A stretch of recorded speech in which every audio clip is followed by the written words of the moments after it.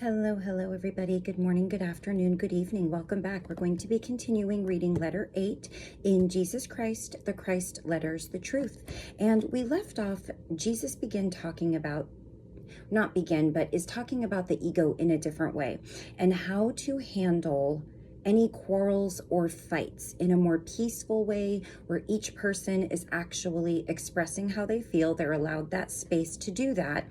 And the person who is receiving the information, the way that the ego takes it in, the difference in how much a person may be in their ego or may not.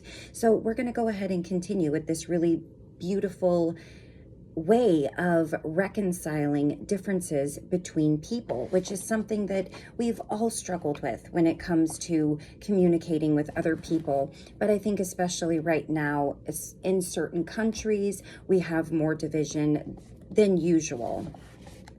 So this is just some really sage, sound advice that at first glance you may think is totally impossible, but if each of us made just a little bit of this effort, what a difference it could make. Okay. Try to realize and visualize that both of you stand in the light of divine consciousness, equal in soul origins, equal in destiny, equally real, equally human, equally unique. Until you can fully immerse yourself in this realization, this state of mind, you are not yet ready to stand in the divine light to lovingly sort out your conflict and hurt feelings. Return to your opponent and suggest you should meet and each have 5 or 10 full minutes in which to clearly, quietly explain your point of view, your perception of what was actually said, what the fight is really about, how feelings were hurt, how the matter should be resolved. Choose to let the other speak first, and again, surrender the situation to divine consciousness. If there is a great deal of bitter accusation taking place, try to subdue your own ego and remain absolutely silent and calm. This will be a great help to the other speaker, since he will feel he is being heard. It will obviate the feeling of frustration. Rationally, realize you are helping your opponent, but do not need to puff yourself up for being superior. Do not puff yourself up, for being superior. Try your best to see how much of what is being said is true about yourself. Whatever it may be, if valid, bite your tongue and accept it. Be glad and rejoice, because in that moment, you have had a moment of insight into your own human consciousness, giving you an opportunity to get rid of a facet of ego drive. Every time you are able to rid yourself of a little ego drive, you allow your soul more breathing space, and more room for more active control of your personality. You also rise in consciousness frequencies of vibration and feel a degree lighter within yourself. By these means, you grow psychologically and spiritually. Listen to the feelings of the other person. Try to restrain your own and empathize with your sparring partner's emotions. Feel his hurt, his indignation, his anxieties. Put aside your own and feel his. His represents both genders for brevity. He's wanting us to know that. Ask yourself, if someone has said or done to you what you have said or done to the other, how would you feel? If you can set aside your ego sufficiently to be able to consider this, then you are on the way to overcoming the kind of ego drive which puts self above every other consideration and is unable to see any other point of view. Before speaking, calmly wait in silence until your sparring partner's 10 minutes are fully up. Even if it means he finishes before time and both of you remain in silence for a while. Acknowledge as pleasantly as you are able that you have heard what he has said and you can understand why he is upset. In that instant of self-control, realize that you have gained a modicum of control over yourself, and you have taken the first step to healing the situation. On the other hand, if you have not truly understood what he has told you, then you are mentally blocking something he is saying, which you do not want to hear or receive. Therefore, again, your ego is in control. Control it and invite him to explain further. And again, do your best to put yourself in his place. Feel his pain, understand his anger. When you have received the other person into your understanding and acknowledged it, his ego defenses will begin to lessen. You will see him begin to relax. Both of you will feel better. Having done this, quietly, slowly, carefully, you then give an equally clear picture of the way you felt in the circumstances. Do not use words calculated to set your opponent down and thus upset him. Remember that you are making an effort to control your ego as a prelude to unconditional love. You are working to achieve peace and understanding between you, not points. Your reply should not lead to further conflict because you have used words likely to further upset him. If it does, then your ego has won the round against you. Your psyche has lost. If you are both living in the spiritual frequencies of consciousness, it will follow that your opponent will accord you the same response of listening, thinking and acknowledging your position, as you gave him. But if he lives entirely in the earthly consciousness frequencies, you may encounter difficulties. He may feel that you are trying to score points by being holy, superior, or bigger in some way.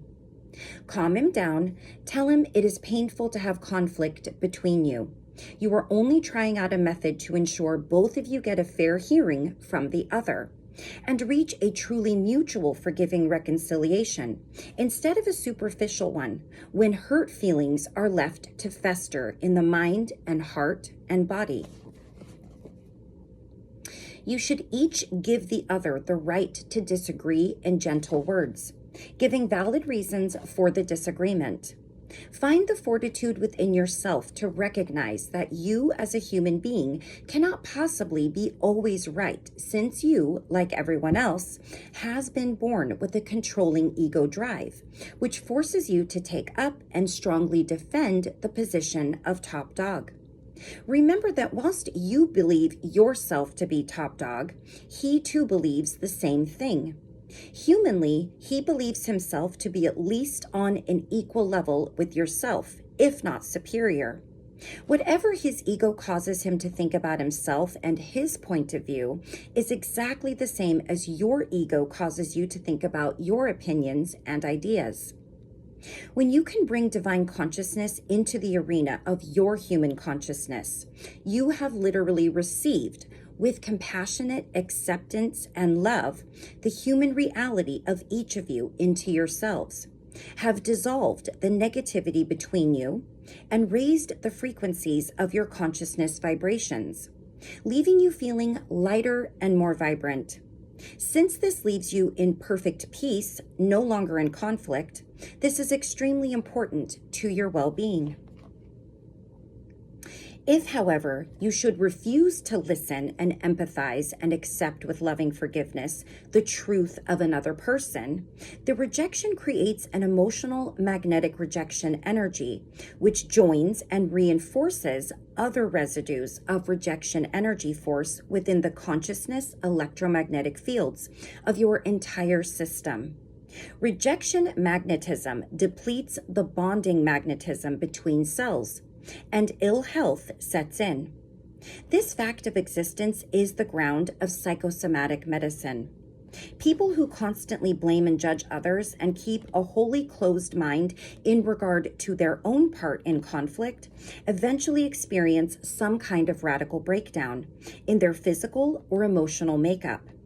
If they can monitor and work on this tendency to exercise control, judge others and exonerate themselves from blame, and can eventually give their soul full mastery in their personality, the breakdown of whatever kind it is will ultimately disappear completely.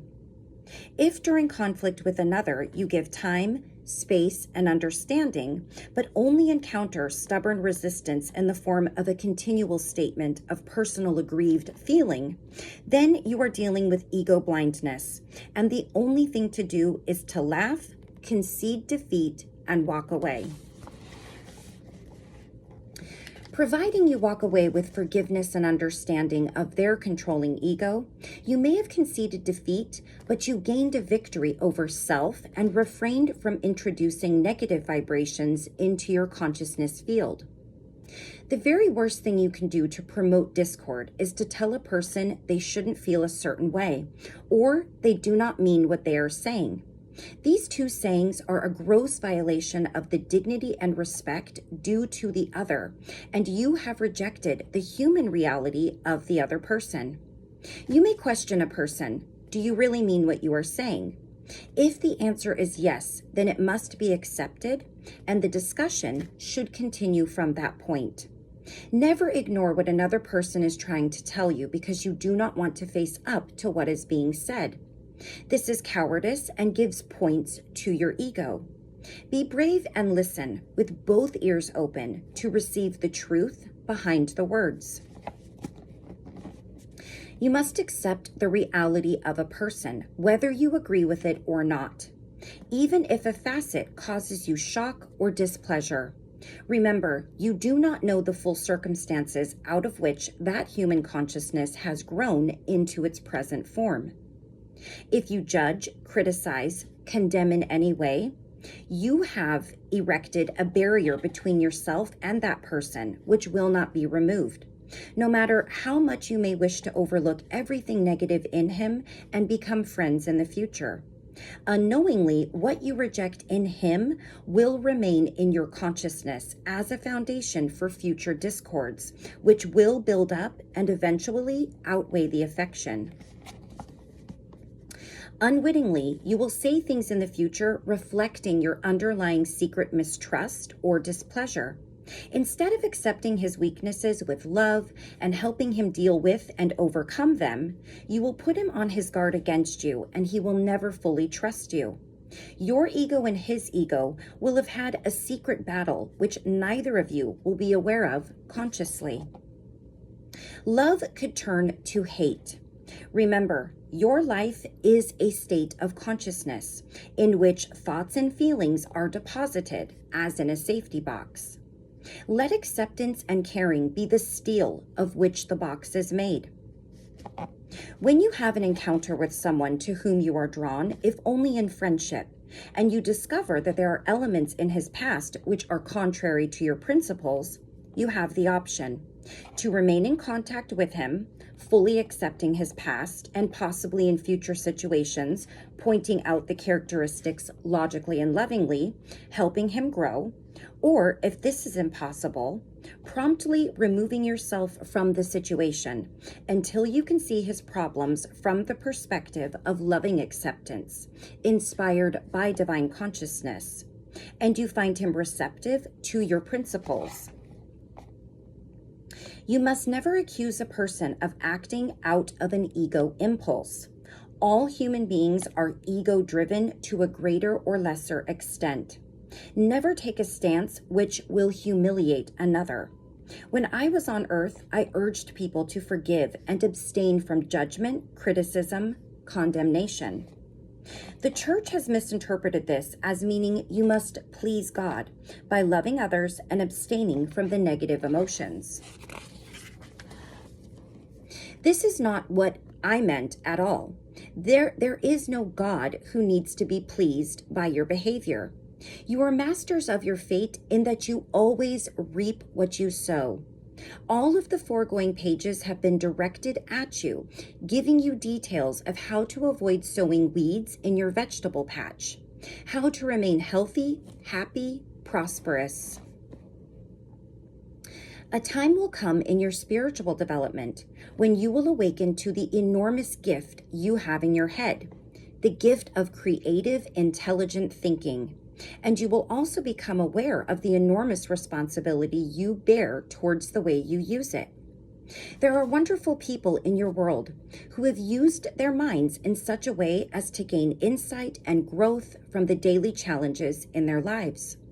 Step by step, by probing, analyzing, moving on to new viewpoints, higher understanding, they fashion new ideals for themselves. They adopt these ideals as guidelines for their future behavior. By these means, they are able to purify their thinking, words, actions, in order to redefine their mode of conduct in the world and of attending to relationships. These are self-made people, but rarely do you find that they have not also drawn strength, insight, inspiration, emotional stability from the higher source, divine consciousness, or their perception of what they may call God. When on earth, I told the people a story, the parable of the 10 talents. I said that a lord of much wealth was going abroad for a while, and he left each of his 3 servants a sum of money. To one he gave 10 talents, to another 5, and the last one he gave 1 talent. When he returned, he asked each servant what use they had made out of the money. One said he had doubled the master's investment, and the other said he had gained half again. And the last man said he had sat on it, fearing to lose what he had been given. The master complimented the first 2 servants on their efficiency and ingenuity, but he was angry with the servant who had not attempted to make anything at all of the 1 talent left in his care. Each one of you in the world have your own amount of talent with which to work. If, on your own initiative, you find it hard to discover the best way to make profit out of your personal talent and resources, draw on divine consciousness through meditation. And little by little, the ideas will surely come, and these will be exactly suited to your own personality. At the same time, consider how you have used your talents throughout your lifetime. Have you been engrossed entirely in creating happiness and pleasures for yourself? Or have you devoted time also to the upliftment or improvement of the life of others? It is a terrible thing to have been given talents above the average, and to end your lives having squandered them in self-indulgent modes of living. Whatever lessons you have failed to learn, whatever growth you have evaded, whatever development in spirituality you have deliberately avoided, are mountains you have created for yourself to climb in your next lives. They will obstruct your path and will have to be dealt with spiritually, or again repeated in a further life. It is not necessary to make a great way in the world, achieve advancements or wealth or fame. You can use your talents as a parent, seeking the best means of becoming successful in your job of promoting your children's well-being. What higher calling is there than to be a good, loving parent? More especially if you take as your role model the divine Father-Mother consciousness, which is entirely directed at growth, nutrition of mind and body, healing of mind and body, regeneration of mind and body, protection in every form, and the fulfillment of every need of mind, emotions, body, within a system of law and order and unconditional love. As a parent, have you measured up to the consciousness of your divine source of being? Some of the people who have made best use of their talents have been servants, those who have looked after other people's children with devotion and love, cleaning the house with conscientious attention to detail, creating a peaceful, calm, and caring environment for their employer with love and gentleness. These are the great souls, the ones who have made paths for themselves leading directly into the kingdom of heaven. Alternatively, there are people who have used their talents for the purposes of the destruction of others, to feed their vanity and the cold emptiness within their own hearts. Ultimately, their use of their minds has led to their own destruction. Think of the people in history and in the present time who have brainwashed others into rebellion. They have become dictators. Then think about the likely end of such dictators. Such people have abused the privileges bestowed by mind power, and they eventually pay the price. but not before they have ruined thousands of lives for no good reason. For there could never be a good reason for turning countries into war-torn wildernesses and ruining a prosperous economy. Think of families where emotional and mental abuse is rife. This is an aberrant use of mental power. It rebounds to the abuser in many, many ways. Ill health, sickness, addictions, depression, and loss of self-esteem. However, do not use your brains, intellect, insight, knowledge, education as a platform from which to criticize, judge, or condemn others who do not measure up to your own standards of efficiency or goodness in any area of your life. At the same time, since to criticize, judge, and condemn is as natural as breathing to the human ego, do not attempt to deny your perceptions of what might be improved. To do so is to deny the reality of the evolutionary process. The process behind existence is to experience and improve upon your experiences. Therefore, do not judge or condemn or reject the deficiencies you observe in others, but take your perceptions immediately to divine consciousness and continually ask for a divine resolution of the problem. Hold fast to the realization that wherever, whenever divine consciousness is drawn into a problem, the end result is always growth and development for all concerned. Try to bear in mind always, you are on earth to bring divine consciousness down into your daily life, relationships, and circumstances. You are there to use your minds for this special purpose. When I said I have come to help you find life more abundant, I meant that I have come to help you work through your magnetic emotional bondage and to find and make true contact with divine life, the source of your being. Out of this contact comes increased life, which far transcends the physical life you draw from your food alone. Out of this contact comes spiritual direction, protection, and a divinely inspired path. I came and have come now to help you find life more abundant and infinite joy. Okay, we will stop right there. Thank you all so very much for joining me. I love you all very much, and until I see you again, take care of yourselves, take care of those around you. I'll see you soon for the next few pages in letter 8. Bye-bye.